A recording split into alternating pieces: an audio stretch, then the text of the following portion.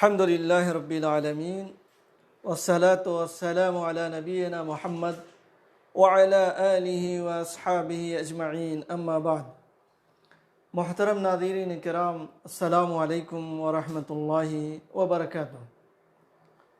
پچھلے درس میں مصافحہ کے تعلق سے بیان ہوا تھا، مصافحہ کی فضیلت وغیرہ پر۔ آج جو بیان ہے وہ یہ ہے کہ مصافحہ ایک ہاتھ سے کرنا چاہیے یا دو ہاتھ سے کرنا چاہیے۔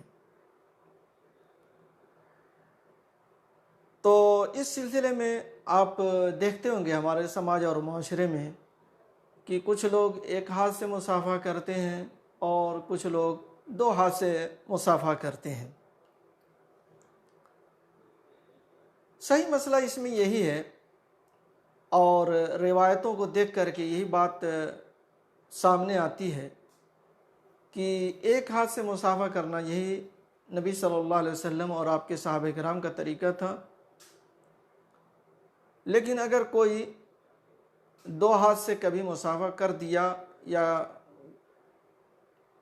کرتا ہے تو انشاءاللہ اس سے اس کو بھی جائز کچھ دیر کے لیے سمجھنا چاہیے، اس میں زیادہ سختی نہیں برتنا چاہیے، اور اس مصافحے کو عداوت اور نفرت کا سبب نہیں بنانا چاہیے۔ جیسے بعض لوگ اگر ایک ہاتھ سے مصافحہ کریں گے تو وہ ہاتھ نہیں بڑھاتے، کہتے نہیں جب تک دو ہاتھ نہیں بڑھائیں گے تو مصافحہ نہیں کریں گے۔ تو یہ طریقہ صحیح نہیں ہے میرے بھائیو دوستو۔ میں آج آپ کے سامنے دلیلیں کچھ رکھتا ہوں، آپ ان دلیلوں کو دیکھیں اور سنیں اور اس کے بعد آپ فیصلہ کریں۔ جذبات میں کوئی چیز یا کسی مسئلے میں فیصلہ نہیں کرنا چاہیے، دل کو صاف رکھنا چاہیے، ذہن کو کھلا رکھنا چاہیے، اور ہر طرح کی عصبیت سے ہم لوگوں کو بچنا چاہیے، اور جو چیز نبی صلی اللہ علیہ وسلم سے ثابت ہو اسے پکڑنا چاہیے، اس لیے کہ ہم لوگوں کو نبی صلی اللہ علیہ وسلم کی اتباع کا حکم دیا گیا ہے، اور ہماری کامیابی نبی صلی اللہ علیہ وسلم کی اتباع ہی میں مضمر ہے۔ پہلی دلیل ہے بخاری شریف کی۔ ابو ہریرہ رضی اللہ عنہ نے فرمایا کہ رسول اللہ صلی اللہ علیہ وسلم نے میرے ساتھ ملاقات کی اور میں جنوبی تھا۔ آپ صلی اللہ علیہ وسلم نے میرا ہاتھ پکڑا، ایک نسخہ میں ہے کہ میرا دایاں ہاتھ پکڑا، پھر میں آپ صلی اللہ علیہ وسلم کے ساتھ چلا یہاں تک کہ آپ صلی اللہ علیہ وسلم بیٹھ گئے، بس میں کھسک گیا، چپکے سے نکل گیا۔ جنبی تھے، سوچا کہ چل کر کے نہا کر کے پھر آئیں۔ امام طحاوی رحمہ اللہ شرح معانی الاثار پر یہ الفاظ ذکر کیے ہیں، میں نے نبی صلی اللہ علیہ وسلم سے حالت جنابت میں ملاقات کی، آپ صلی اللہ علیہ وسلم نے میری طرف اپنا ہاتھ بڑھایا، میں نے اپنا ہاتھ سمیٹ لیا اور کہا میں جنبی ہوں، تو آپ صلی اللہ علیہ وسلم نے فرمایا سبحان اللہ، مسلم نجس نہیں ہوتا۔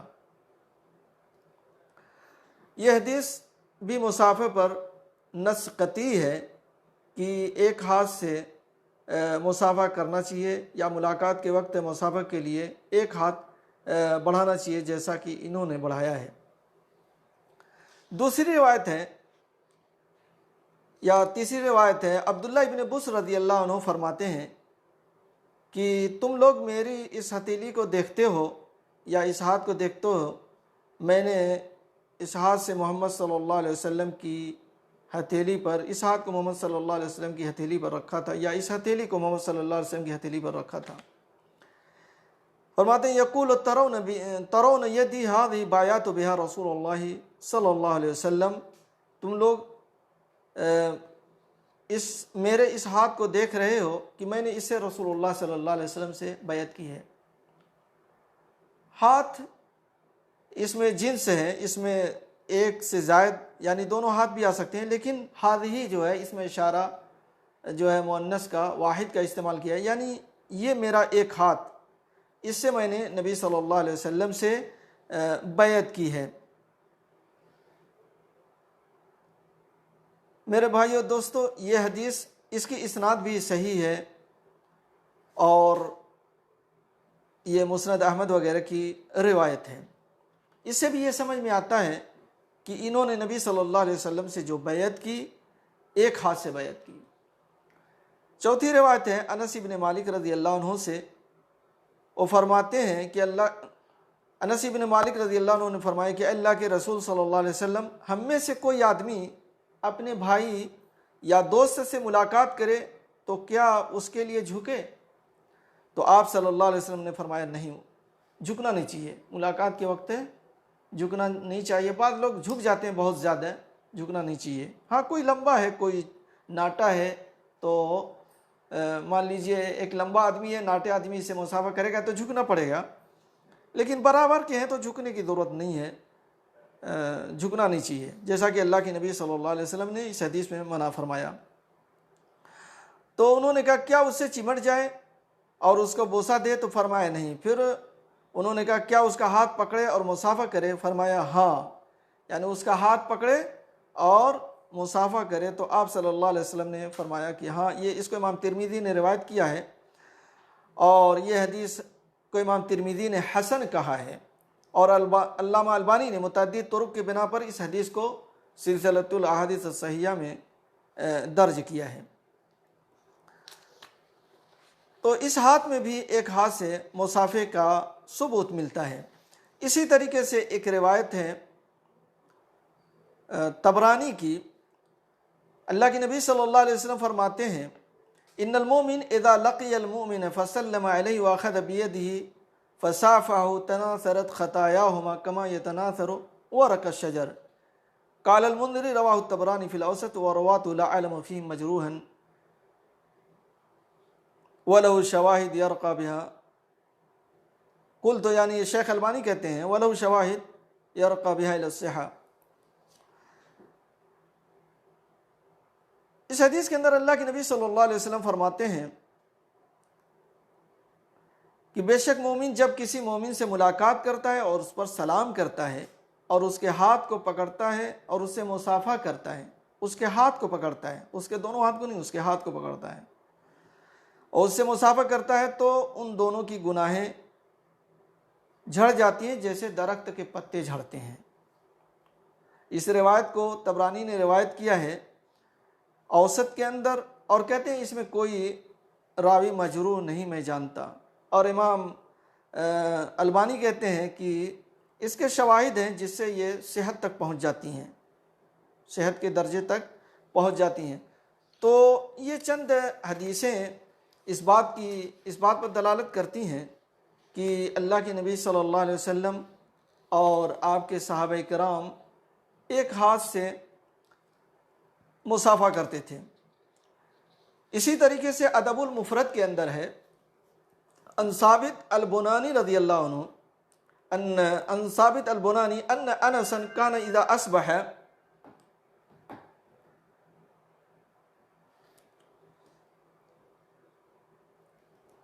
ان ثابت البنانی ان انسا کان اذا اصبح ادهن يده بدهن طیب لمصافحة اخوانه۔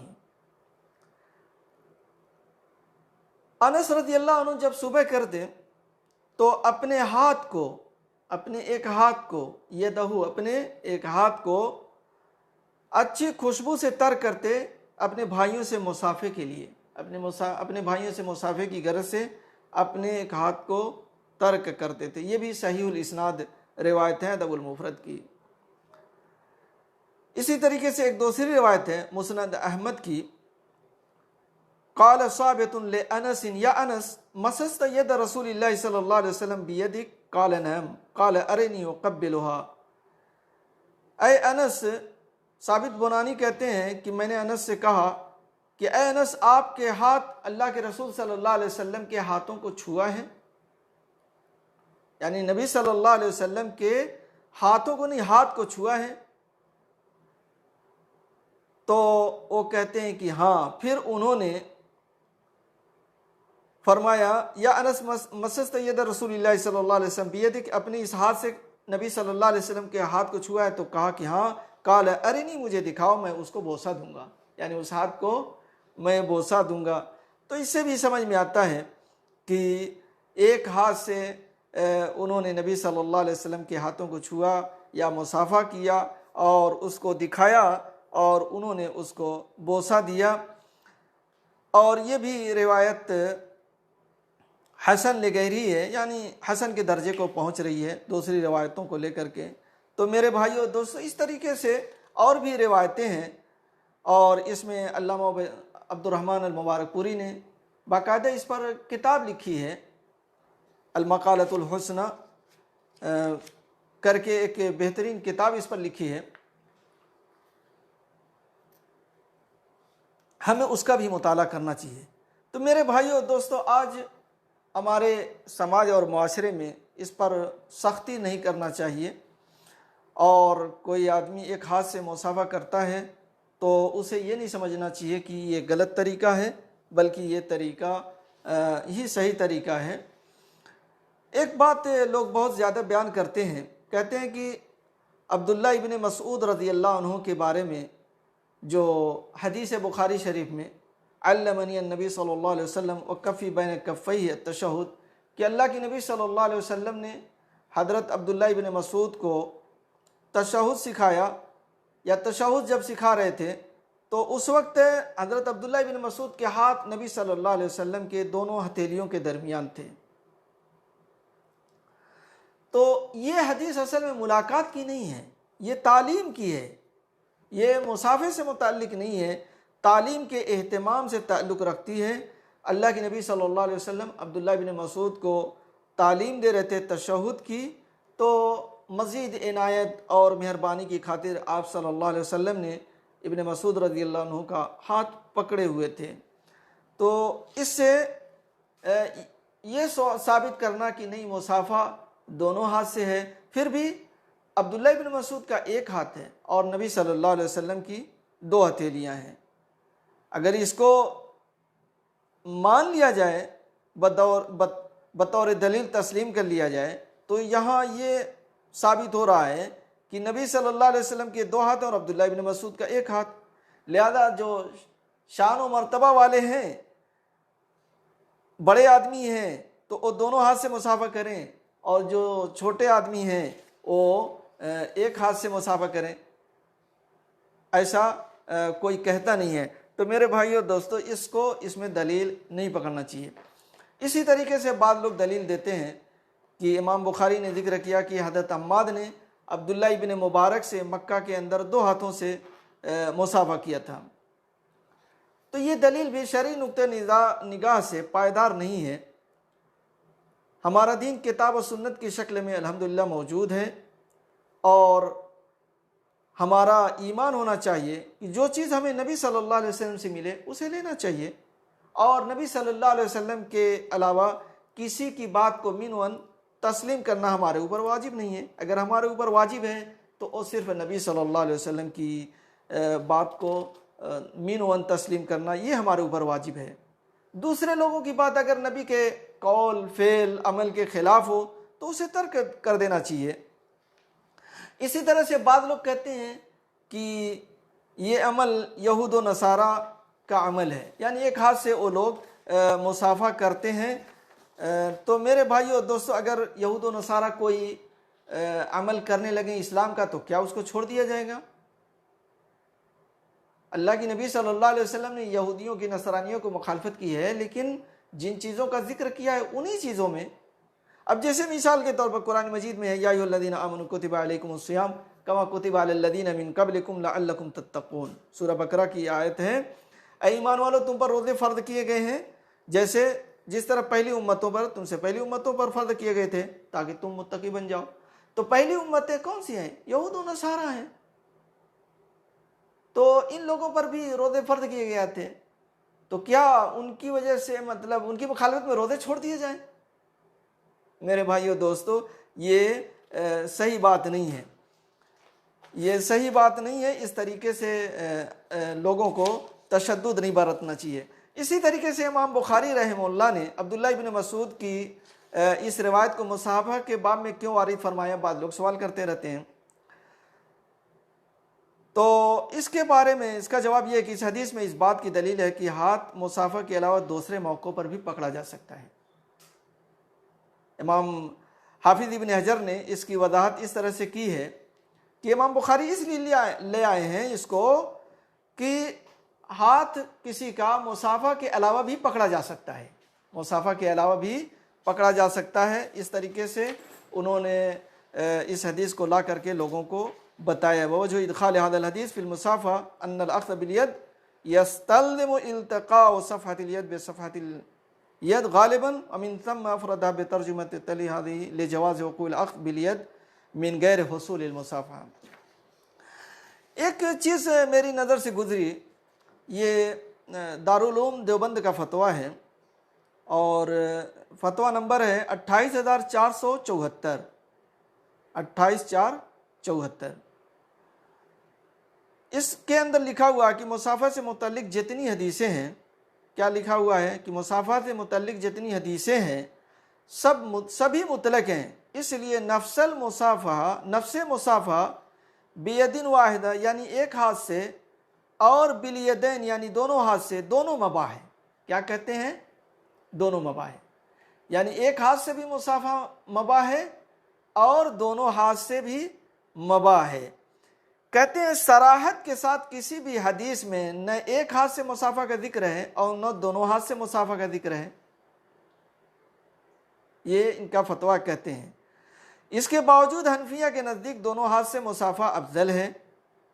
پھر اس کی کچھ دلیلیں وہ لا رہے ہیں، پھر آخر میں وہ کہتے ہیں، آپ اس فتوے کو دیکھ بھی سکتے ہیں، نیز ایک ہاتھ سے مصافحہ کرنا یہود و نصارہ کا طریقہ بھی ہو چکا ہے،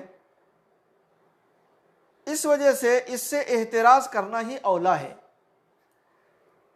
کہتے ہیں کہ یہ یہود و نصارہ کا طریقہ ہو چکا ہے ایک ہاتھ سے مصافحہ کرنا، اس لیے اس سے احتراز کرنا اولا ہے، یعنی اس سے بچنا یہی اولا ہے، یہی بہتر ہے۔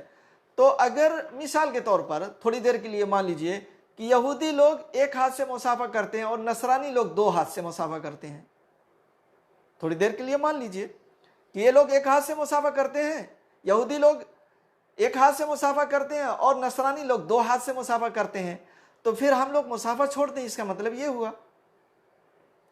آپ اوپر لکھ رہے ہیں کہ یہ مباح ہے دونوں ہاتھ سے، ایک ہاتھ سے، حدیثیں صراحت کے ساتھ موجود نہیں ہیں، جبکہ میں نے آپ کے سامنے رکھ دیا حدیثیں، آپ ابھی سنے ہوں گے، لیکن میں ان کا فتویٰ دکھا رہا ہوں، ان کا فتویٰ سنا رہا ہوں کہ انہوں نے کیا کہا ہے۔ وہ کہتے ہیں دونوں مباح ہے، ایک ہاتھ سے بھی مباح ہے، دونوں ہاتھ سے مباح ہے، بس افضل ہمارے یہاں، وہ کہتے ہیں افضل ہمارے یہاں دونوں ہاتھ سے ہے۔ پھر اس کے بعد آخر میں کہتے ہیں کہ ایک ہاتھ سے مصافحہ اس سے بچنا چاہیے، اس لیے کہ یہ یہود و نصارہ کا طریقہ بن چکا ہے۔ تو اگر یہود و نصارہ کا طریقہ دو ہاتھ سے ہو جائے تو آپ یہ کہیں گے کہ یہ اسلام میں تو مباح ہے لیکن اب اس کو نہیں کرنا چاہیے، اس لیے کہ یہود و نصارہ کا طریقہ ہو چکا ہے۔ میرے بھائیو، یہ طریقہ تو صحیح نہیں ہے۔ یعنی کچھ دیر کے لیے اگر آپ مان لیں کہ یہودی ایک ہاتھ سے کرتے ہیں، نصرانی دو ہاتھ سے کرتے ہیں، تو اب ہم یعنی کیا کہیں گے؟ یعنی ہم کہیں گے اس فتوے کے مد نظر کہ بھئی دیکھو یہ یہودیوں کا اور نصرانیوں کا طریقہ ہو چکا ہے مصافحہ، اس لیے مصافحہ مسلمان نہ کرے، دور دور سے سلام کر لے، بس مصافحہ نہ کرے۔ تو یہ معلوم نہیں کس طریقے سے اس طرح کا فتویٰ انہوں نے دیا ہے۔ تو ہمارے سامنے خیر کوئی بھی کسی طرح کا فتویٰ دے، لیکن ہمارے سامنے کیا ہونا چاہیے؟ کتاب و سنت ہونا چاہیے، دلائل ہونا چاہیے، دلائل کی روح سے ہمیں چلنا چاہیے۔ اور جن چیزوں میں یعنی مثال کے طور پر اگر یہودی آج کل داڑھی رکھنا شروع کر دے تو کیا داڑھی نہیں رکھیں گے؟ ہم یہ کہیں گے کہ داڑھی نہیں رکھو، یا داڑھی چھوٹی چھوٹی رکھ لو، اس لیے کہ وہ بہت بڑی رکھتے ہیں، سکھ لوگ بہت بڑی رکھتے ہیں، سکھ لوگ بہت بڑی رکھتے ہیں۔ بلکہ اس میں ایک واقعہ بھی ہے، ایک لطیفہ ہے کہ ایک شیخ بتا رہے تھے، کہہ رہے تھے کہ ایک جیل میں گیا تو وہاں لوگوں کو ایک سکھ جو ہے نماز پڑھا رہا تھا۔ کہا کہ میں نے پوچھا بھائی تم، بات چیت ہوئی تو معلوم ہے سکھ ہے، میں نے کہا تم کیوں نماز پڑھا رہے ہو؟ کہا جو جیل کا مدیر ہے اس نے کہا تم بڑی بڑی داڑھی رکھے ہو، تم بہت بڑے متوع، تم ہی کل سے نماز پڑھاؤ۔ اس کو پتہ نہیں لگ پایا کہ یہ سکھ ہے کہ مسلمان ہے۔ اس نے کہا کہ تم کو پڑھانا ہے، اس میں کوئی متوع تمہاری طرح سے نہیں ہے، تو وہ پڑھا رہا تھا۔ تو میرے بھائیو دوستو، کیا مطلب وہ سکھ داڑھی رکھیں تو ہم داڑھی کٹانے لگے، ہم چھوڑ دیں؟ یہ تو طریقہ نہیں ہے، یہ تو اسلام نے نہیں بتایا ہے۔ جن چیزوں کے بارے میں اللہ کے نبی نے بتایا ہے ان چیزوں میں ہمیں عمل کرنا ہوگا۔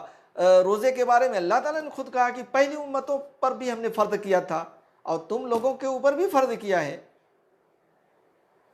تو اس طریقے سے مسائل نہیں بتانا چاہیے جس سے اختلاف اور انتشار پیدا ہو، بلکہ لوگوں کو ملانے کی کوشش کرنا چاہیے۔